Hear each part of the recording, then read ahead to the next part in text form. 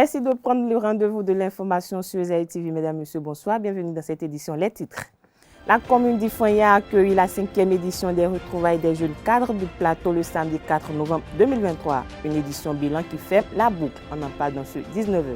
À travers un communiqué du ministère du Tourisme, de la Culture et des Arts en date de ce 6 novembre 2023, une procédure est mise en place pour l'obtention de l'autorisation en vue de l'utilisation de l'esplanade de l'Amazone. Les détails dans cette édition. Dans le cadre du recrutement de jeunes professionnels de santé pour le financement du projet Combler les écarts de la Banque islamique de développement, le ministère de la Santé a procédé à la publication de la liste des candidatures d'aides-soignants rejetées pour défaut d'attestation de diplôme de brevet d'études de premier cycle PEPC. Les précisions dans cette édition. L'École supérieure d'administration, d'économie, de journalisme et des métiers de l'audiovisuel ESAE offre de nouveaux challenges pour l'année universitaire 2023-2024. Étudiantes et étudiants, parents d'élèves nouveaux bacheliers, ESAE, c'est la garantie d'une formation de qualité à des conditions très avantageuses. À Gbedjromede, à Papa, à Boumekalavi et Parakou, inscrivez-vous en administration générale, administration du travail et de la sécurité sociale, trésor et finances publiques, impôts, diplomatie et relations internationales, journalisme et métiers de l'audiovisuel, gestion des marchés publics, planification et développement local, sciences économiques, sciences juridiques et toutes les filières des sciences de gestion. ESAE vous offre des bourses, demi-bourses et de réductions pour les premières inscriptions dans toutes ces filières. Waouh! En licence 1, 2 et 3 et en master, bénéficiez jusqu'à 50% de réduction sur tous nos sites. N'est-ce pas génial? Infoline. ESAE Gbedjromede, 3e rue à droite en quittant le carrefour Le Jador pour la BIBE Jéricho ou au plus 229 90 93 65 21 98 98 14 00 à Kpakpa au plus 229 52 88 33 33 à Boumekalavi au plus 229 52 88 44 44 Parakou au plus 229 52 46 12 12. ESAE, l'excellence à un nom.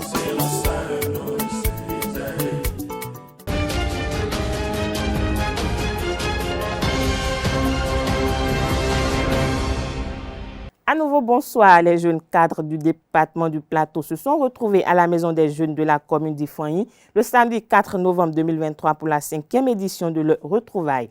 Instant de partage, de communion, de bilan et de perspective. Le reportage avec Kales Kitome et Francis Fahami. Je souhaite à tous la bienvenue sur la terre hospitalière d'Ifoigny. Notre carrefour des mille merveilles.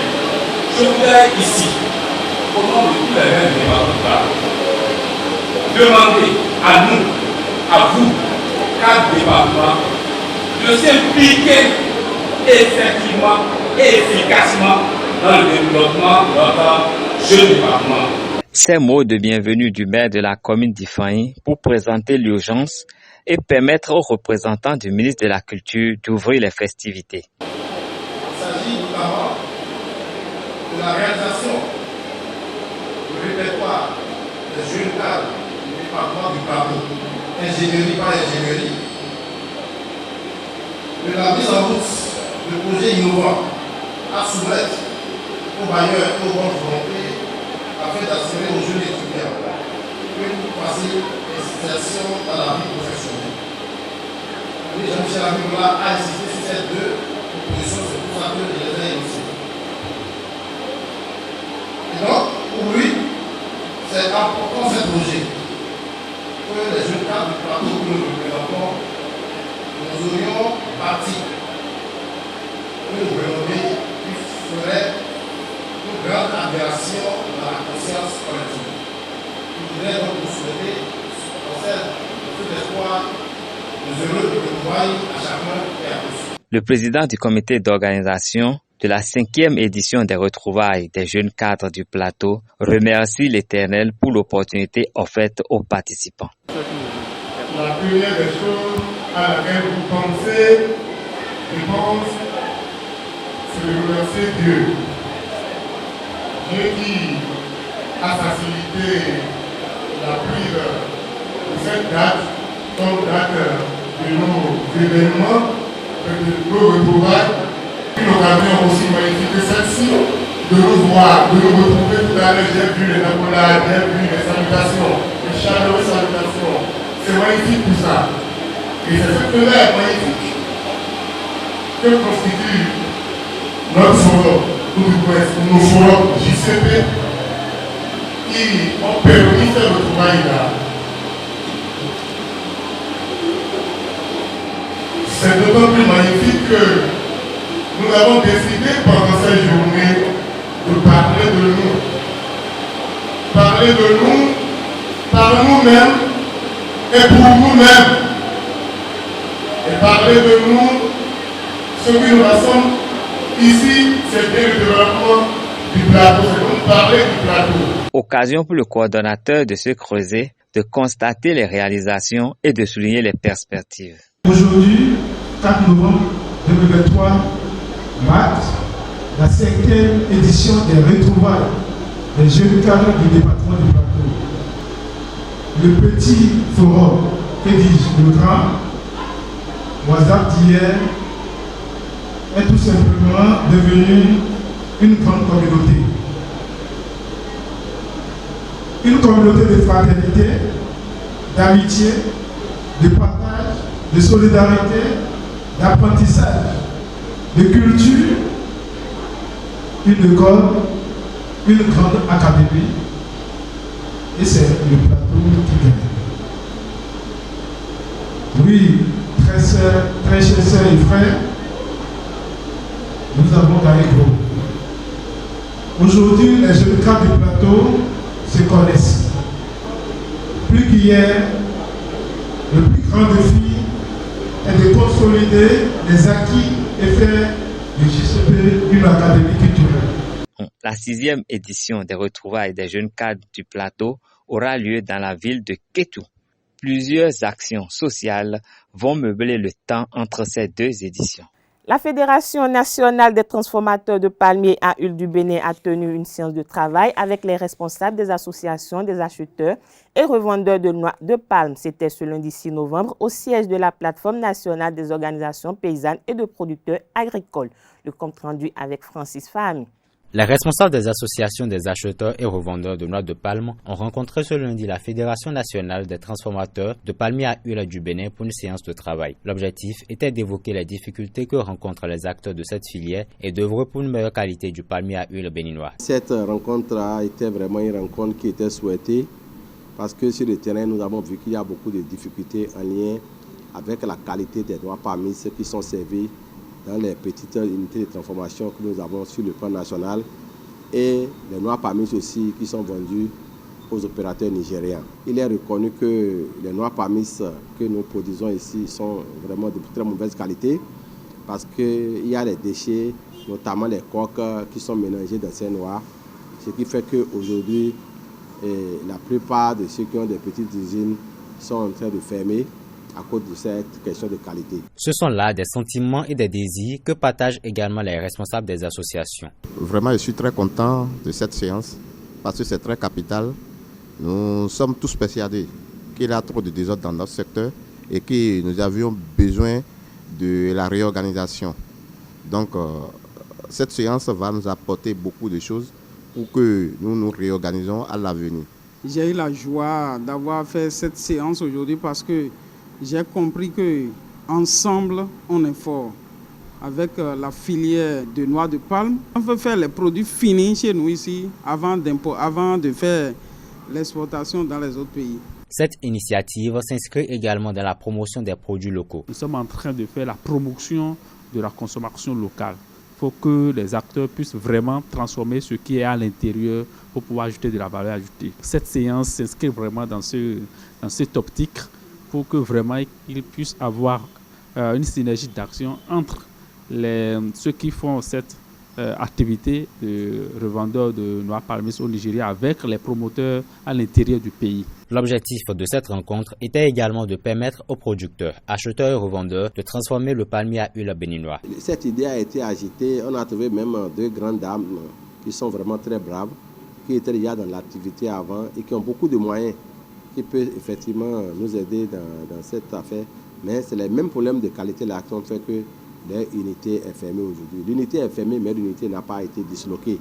Ça veut dire que si tout est bon et que les noix sont de qualité, bon, elles ont reconnu et dit devant l'Assemblée qu'elles pourront rouvrir encore leur unité. Cette séance de travail a été également l'occasion de lancer un appel aux décideurs béninois. Il faut que l'État nous aide à trouver un bon financement pour réaliser les machines, pour pouvoir faire le travail bien fait chez nous, pour que le Bénin soit en route. Dans les prochaines rencontres, les membres de la fédération envisagent d'évaluer les causes qui inhibent le développement de la filière palmier à huile au Bénin et élaborer une feuille de route à suivre avec les acteurs à la base. Je l'annonçais à l'entame de cette édition, le ministère du Tourisme, de la Culture et des Arts du Bénin a pris des mesures pour réguler l'occupation de l'esplanade de l'Amazone et mettre fin à l'occupation anarchique de cet espace public prisé. Désormais, toute personne ou organisation souhaitant organiser des événements culturels, artistiques, sportifs ou similaires sur l'esplanade de l'Amazone doit obtenir une autorisation préalable. Selon un communiqué du secrétaire général du dit ministère,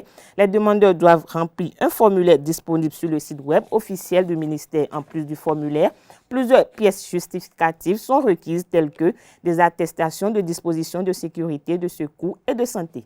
La Fondation Matin à Sogba Viutu a tenu une séance avec les parents d'élèves de l'école primaire maternelle de Wedo à Bomé-Calavi en présence des ouvriers, suivie d'une visite de chantier. C'était le samedi dernier au sein de la dite école.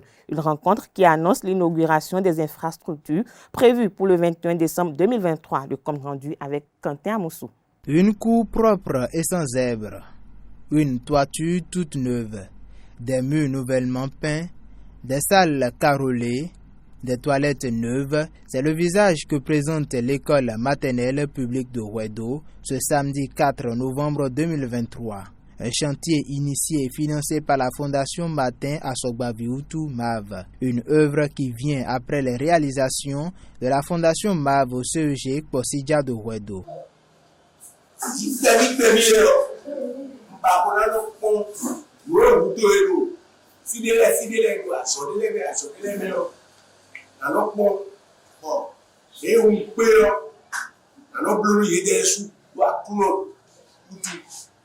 Une générosité qui réjouit les parents d'élèves, témoins de la visite du chantier de l'école primaire publique de Wedo.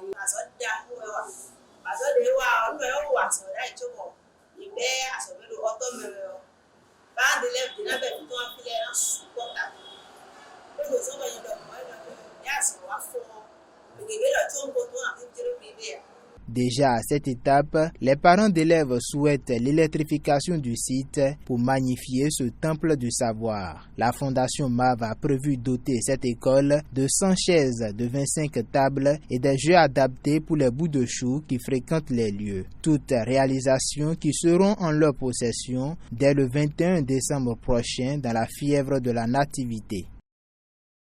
Plus de 1000 candidatures ont été rejetées pour défaut d'attestation de diplôme de brevet d'études de premier cycle BEPC dans le cadre du projet Combler les écarts. Cette pièce capitale, requise pour la validation des candidatures dans la catégorie des aides-soignants, n'a pas été fournie par les candidats dont les dossiers ont été rejetés. En publiant la liste des concernés, le ministère de la Santé les invite à régulariser leur situation. Ils sont invités à soumettre diligemment avant le 7 novembre 2023 à minuit l'attestation de diplôme de brevet d'études de premier cycle BEPC. Pour rappel, le projet Combler les écarts, financé par la Banque islamique de développement, vise le renforcement des services de santé en ressources humaines de qualité.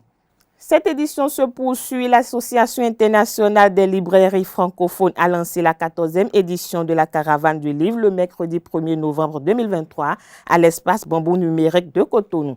Une soirée solennelle de lecture et de représentation théâtrale dans le cadre de Humeur d'artistes. Un récit de Calès Kitome. C'est avec une immense joie que nous vous accueillons au lancement de la 14e édition de la caravane du livre et de la lecture, qui a pour thème « Promotion de la littérature jeunesse, la lumière sur nos héroïnes ». Que vous soyez un amoureux des mots, un dévoreur de livres ou un explorateur de nouvelles idées, cette caravane est le lieu où les histoires prennent vie. Nous sommes enchantés de partager cette aventure littéraire avec vous et de vous présenter des auteurs talentueux. Je voudrais particulièrement exprimer mes chaleureux mots de bienvenue à Djalaïla Amadou, sans oublier Cécile, Damienne et Prudencia. Que cette caravane du livre et de la lecture soit un voyage inoubliable pour tous. C'est sur ces mots de Zéna Fadoul, la vice-présidente de l'Association des libraires du Bénin, que la 14e édition de la caravane du livre a pris son envol au bambou numérique de Cotonou. Donc les libraires membres de l'AILF ont initié cette activité depuis 2004. Après 1, 2, 3 expériences, on s'est réunis à Ouagadougou pour faire un peu le débriefing et voir quelle vraiment tournure donner à cette activité qui fait parler des libraires dans ces pays. On a profité pour inviter les libraires des autres pays de la sous-région qui sont aussi membres de l'association. Après 4 éditions, on a constaté qu'il y a plus d'une dizaine de libraires des pays de l'Afrique de l'Ouest qui ont commencé par exécuter cette activité. Nous avons au Bénin sillonné pendant près de 15 ans plus de 100 écoles, près d'une vingtaine de structures culturelles qui sont devenues nos partenaires, plus d'une centaine d'auteurs béninois. Invité de marque de cette édition, Djaliali Amadou Amal a présenté sa relation avec le livre. J'ai été mariée à l'âge de 17 ans dans le cadre d'un mariage précoce et forcé. C'est un mariage qui m'a laissé beaucoup de souvenirs douloureux et qui m'a complètement mise à terre, je dirais ça comme ça. J'ai vécu de la dépression, des maladies psychosomatiques, etc. Et pouvoir en parler, c'était extrêmement compliqué. Les moments de bonheur que j'ai pu avoir à ce moment-là, c'était vraiment en ouvrant un livre. Parce qu'en ouvrant un livre, je pouvais être partout où j'avais envie d'être, sauf dans la réalité. Et je me suis guérie. J'ai trouvé le moyen de m'en sortir en commençant à écrire. Mounial, Les Lames de la Patience, un roman de Djaliali Amadou Amal, a été lu sur place. Toute attente, ma frayeur si visible le calma et il poussa un soupir. King, va te doucher rapidement. Va prendre une douche, répéta-t-il, en voyant que je tremblais toujours. Il me poussa dans la salle de bain et ajouta, c'est fini. Je ne te frapperai plus. Va te laver. Je pris la douche, ou plutôt, ce qui pouvait l'être, laissant l'eau dégouliner sur mon corps meurtri comme pour me laver de mes souffrances. Je suffoquais de sanglots que je tentais d'étouffer de peur d'attiser à nouveau sa colère, mais sans pouvoir m'en empêcher. Il finit par me sortir de la salle de bain, tremblotante, m'entraînant au lit et entreprit unilatéralement une liaison en guise de consolation, non sans oublier de me répéter machinalement que c'était de ma faute s'il me frappait, que je réussissais toujours à le mettre hors de lui. La 14e édition de la caravane du livre au Bénin va rendre le livre accessible à tous à Porto-Novo, Parakou et bien d'autres villes du Bénin. Hors de nos frontières, à présent au Mali, l'escalade militaire au nord du pays connaît un tournant significatif alors que les forces armées maliennes, appuyées par le groupe paramilitaire russe Wagner, consolident leur position dans cette région. Kidal est devenu un point d'intérêt stratégique majeur au cours de ces derniers jours. Le renforcement militaire a été notable. Plusieurs dizaines de combattants de Wagner ont débarqué à Gao, ville cardinale du nord malien. Par ailleurs, des renforts supplémentaires ont été signalés dans la région, à l'ouest du pays. Ces mouvements coordonnés semblent préparer le terrain à une confrontation majeure. En Indonésie, près de 2 millions de citoyens seront appelés aux urnes en février prochain pour élire le nouveau président de la République. La campagne électorale n'a pas encore démarré officiellement, mais son lot de fake news, oui. La chasse aux fausses informations n'est pas nouvelle en Indonésie lors des élections présidentielles de 2014 et de 2019. Des tentatives pour affaiblir l'actuel président Widodo avaient été déjà mentionnées dans la presse régionale. Mais ces dernières semaines, le gouvernement indonésien a tenté de serrer la vis. Le ministère des Communications et de l'Informatique a ajouté au moins 15 messages liés aux élections sur son site officiel afin de clarifier ces fausses informations circulant sur la toile. Parlons sport. Dans ce 19h, les Dragons de Louémé ont croisé les crampons avec l'association sportive de la Vallée Omnisport au stade Charles de Gaulle de Porto-Novo pour le compte de la 4e journée de la Ligue Pro dans la zone D. Score final, 1 but partout. Le reportage avec Anaël Dou. Pas de vainqueur dans le match qui s'est illustré comme un derby au stade Charles de Gaulle de Porto-Novo. Dragons et Asvo se sont séparés sur le score de 1 but partout. Les Dragons de Louémé se sont imposés dans la domination dès les premières minutes de la partie. Fébrile, Asvo encaisse à la 25e minute une réalisation de Julius Adeyemi.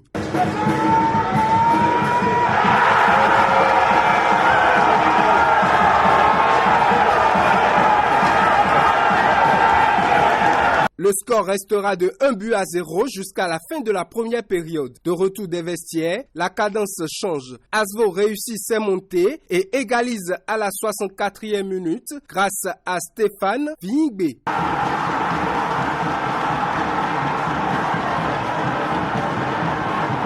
Un but partout, plus rien ne changera dans la rencontre jusqu'au coup de sifflet final.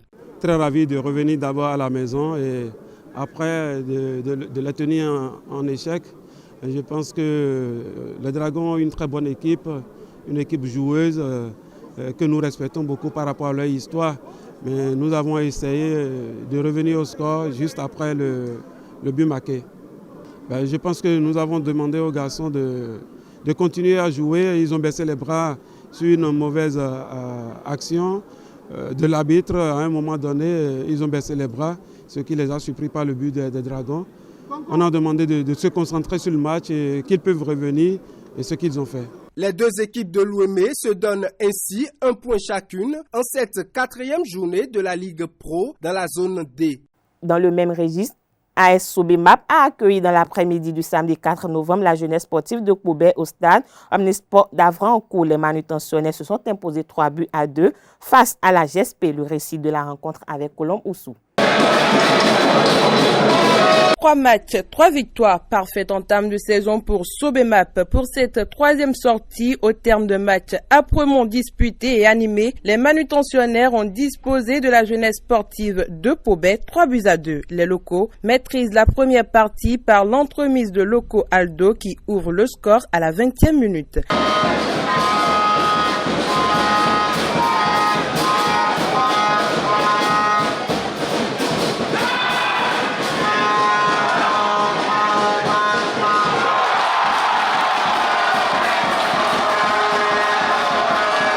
Les Pobet Boys s'illustrent en seconde période et tiennent la dragée aux manutentionnaires. La jeunesse sportive de Pobet parvient à revenir au score à la 58e minute et va même corser l'addition à la 84e minute.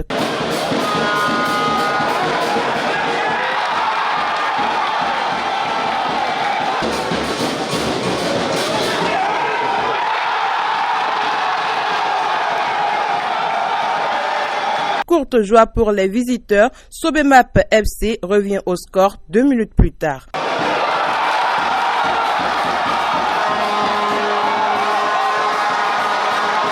Odo Tabibio fait le break dans les temps additionnels. L'attaquant signe son 3e but en autant de matchs.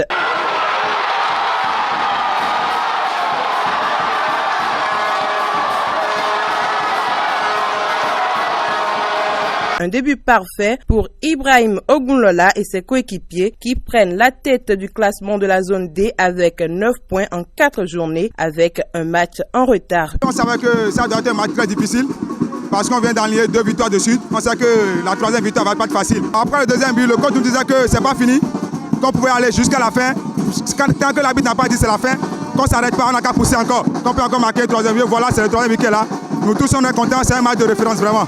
Ce match a été gagné vraiment dans le mental. C'est une défaite qui nous a beaucoup découragés, sinon le match était pleinement dans notre main. Bien vrai que dès la première partie, c'était pas facile, mais quand on est revenu à la deuxième partie, on a su gérer et puis on a marqué but, on a encore augmenté. Et eux aussi, ils ont réagi. C'est un match vraiment compliqué pour nous. C'est toujours bien de gagner. Quand on joue tous les 3 jours, c'est pas facile de gérer l'effectif. Mais on a 16 matchs à jouer. Et il faut tout mettre dans les 4 premiers.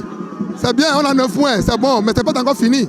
Le match prochain, contre GSO, je pense, à domicile, on va mettre toutes les forces pour gagner le match. Nous allons faire un déplacement qui va être très difficile, on le sait, mais nous allons essayer quand même d'aller faire un bon résultat. Une bonne performance qu'il va falloir confirmer lors du déplacement périlleux de Sobemap sur Kétou le mercredi prochain. La jeunesse sportive de Pobé, quant à elle, reçoit la jeunesse sportive de Ouida pour le compte de la 5e journée. Toujours dans le cadre de la 4e journée, Coton FC a raté ses débuts à domicile. AS Cotonou l'a surpris 2-0 grâce à un doublé de Christian Abiodun. Richard Bior et ses hommes ont bien préparé leur coup. Suivez les explications du technicien béninois. Qui est parvenu à se retourner. C'est une percée. Attention, 1-2. C'est un avertissement. Eh bien, c'est vraiment un conseil très utile que les entraîneurs ne doivent pas s'arrêter, ne doivent pas se fatiguer de prodiguer. L'ouverture du score, une très longue passe, balle aérienne. Alors il s'en est sorti gagnant de ce duel, ce combat. Jean Mousté, Alitonou dans la surface. Parce que quand vous défendez, si vous n'êtes pas présent également d'esprit, une erreur, vous pouvez rapidement réussir les individualités, mais qui ne parvient toujours pas à se débarrasser d'un seul de ses adversaires. Centre d'Emmanuel Henry pour la tête. Carton jaune pour Bachirou. Au niveau de sa surface de réparation, peut coûter cher. Eh bien oui, ça peut coûter cher, mais pour l'instant c'est une passe dans l'axe pour deuxième but. C'est le deuxième but. Tonou qui vient de changer encore d'aile. Récupère le ballon à Litonou, il faut qu'il soit plus. Belle frappe. C'est pas évident de venir gagner à Ouida, surtout quand on a en face le champion en titre. Maintenant il fallait, comme on le dit, mettre en place une stratégie qui va nous permettre de les surprendre. Vous savez, j'ai toujours observé Coton, c'est une équipe qui aime les espaces. Alors moi, j'ai opté pour la fermeture de ces espaces-là. Donc j'ai fermé les couloirs, je jouais bloc bas et je procédais par contre pour aller piquer dans le dos. Et je crois que ça nous a marché. Nous allons aborder ça avec le même état d'esprit, surtout ne pas faire la grosse tête, garder la tête sur les épaules et travailler comme on a l'habitude de le faire et prendre les matchs les uns après les autres comme nous l'avons fait ce soir. L'Institut national de l'éducation physique et sportive de Porto-Novo a accueilli le samedi 4 novembre dernier les championnats nationaux de judo édition 2023. Ce rendez-vous national a réuni des centaines d'athlètes venus de toutes les ligues. Le reportage avec Anaël Dou. Le championnat national de judo a connu son épilogue. Mettant sur le tatami plus de 200 judokas dans plusieurs catégories, ce championnat a permis d'évaluer le niveau des athlètes sous l'œil du président de la Fédération béninoise de judo et des représentants des institutions sportives. Pour cette édition, c'est la Ligue départementale de l'Ouémé qui a tenu le pari de l'organisation. Nous sommes très heureux d'accueillir ce championnat national de judo. Il faut dire que ce n'était pas gagné d'avance. Le sérieux, le dynamisme, ces valeurs que nous essayons de promouvoir chaque jour par rapport au judo, tout ça peut-être a accroché les dirigeants au plus haut niveau et ils ont voulu nous faire ce plaisir. Raison pour laquelle nous sommes en train d'accueillir le championnat national de judo dans l'Ouémé. J'avoue que nous devons féliciter le bureau national. Il y a eu des tournées dans tous les départements pour superviser les phases éliminatoires. Et après tout ça, je crois que c'est le jour J aujourd'hui. Donc il y a un travail préalable qui a été fait. Il faut sélectionner les meilleurs, il faut catégoriser pour éviter les frustrations. Tout ça, c'est sous le leadership éclairé du directeur technique national, Maître Abraham Sabouran, que je salue, qui en collaboration avec le secrétaire général de la fédération peut vraiment faire ce travail-là. Et nous sommes en train de voir comment ça se passe. Vraiment, on ne peut que les féliciter. La participation à ce rendez-vous national est une réjouissance pour les autres ligues et les judokas avec ou sans médaille à la clé. Les championnats nationaux, c'est une grande fête pour le judo béninois parce que les judokas de tous les départements se réunissent pour des combats de judo, voilà. Et ils font tout pour aller chercher leur titre. Vous allez constater que le judo se porte très bien. Si vous avez vu, les enfants, ils sont en joie, ils sont en fête. Donc vous allez déjà comprendre que le judo se porte très bien au Bénin. Très satisfaite parce que je me suis entraînée très dur pour pouvoir arriver là où je suis. Donc, je ne peux que dire que je suis heureuse et le reste reste à venir. Je suis venue ici à l'INMET pour la compétition nationale qui s'est bien déroulée. Même si je n'ai pas remporté la victoire, ça a été vraiment exceptionnel pour moi. Le championnat national de judo prend ainsi fin et ouvre la voie à d'autres compétitions, tant nationales qu'internationales. C'est sur cette information sportive que prend fin cette édition. Merci pour votre attention.